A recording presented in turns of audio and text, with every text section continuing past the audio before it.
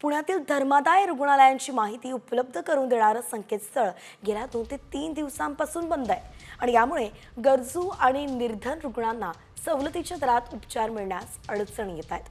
पुण्यातील 58 रुग्णालयं हे धर्मादाय योजनेअंतर्गत कार्यरत आहेत।